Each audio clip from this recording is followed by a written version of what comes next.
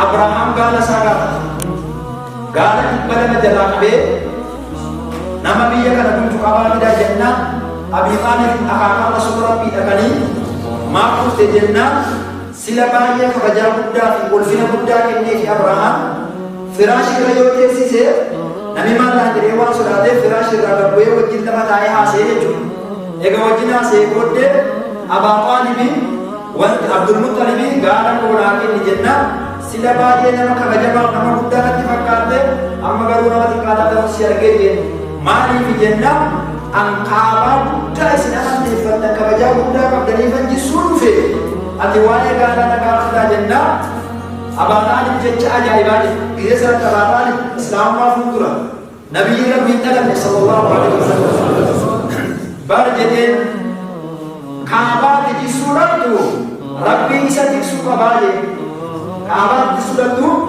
Rabbi isa tiksu qabade galimu ana qabdi ana tutisa kampona kenni isa kaabaa mo yo abbaan isaa sitti dhiise dhaqi jisiye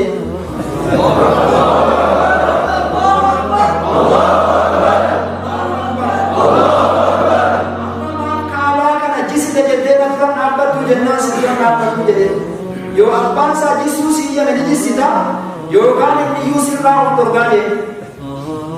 Oga galati Abaa Xaalib gala sawo fate Makkah si dewe Makkah dalam bate Rabbi kadade ummat Quraish ki gala tibakata jadi. Abaa Xaalib gala sana wanni Quraish dan gala tibakata jadi ma jenna azab jara kanati boka duka si hukum dia jala bakata gala jadi. Allah Akbar. Allah Akbar.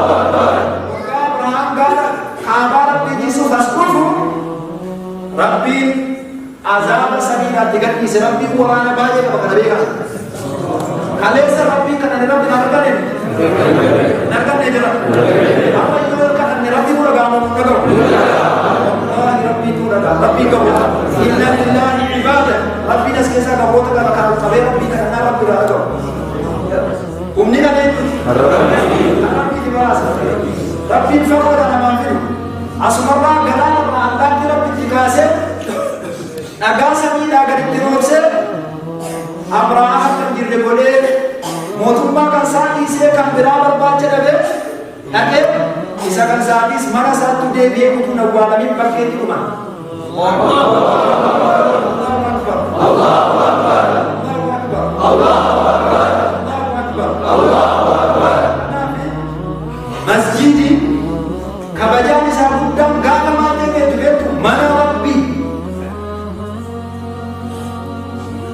wa anna al-masajid lillah masjid makan untuk kodirkan ini untuk kodir masjid kita kalau itu karena itu Rabbi subhanahu namni masjid itu jadi kalau muslimat wajib boleh timbul wajib boleh Allah sama Rabbi itu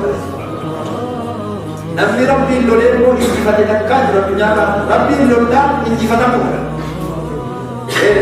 Fir'aun agama Musa berapa tiada Abi Jahl kata Nabi Muhammad berapa dia nak Quran itu berapa dia nak Nabi itu jejjal aja umna buddha aja dini kana surah al-Fatihah kita salat kata kan naga sama ada begitu karena di nuti wanti nukam Rabbi ke Nesha buddha Rabbi itu kene mo doai kaza kami agama Nabi sallallahu alaihi wasallam dan nama doa yang kita bicara wante, salahnya doa cuma Rabbi karena wante mudiknya kasih betani, asirra ergani itu kemudian mudiknya kalati mana kenya mana ergani awalnya kami, aku makan itu lubannya, salahnya boleh wana gefannya, gefannya boleh mudiknya gara, mana kenya kabajaran, zikir kenya jejak asal tu boleh waktu dirawat menjuru. Assalamualaikum warahmatullahi wabarakatuh.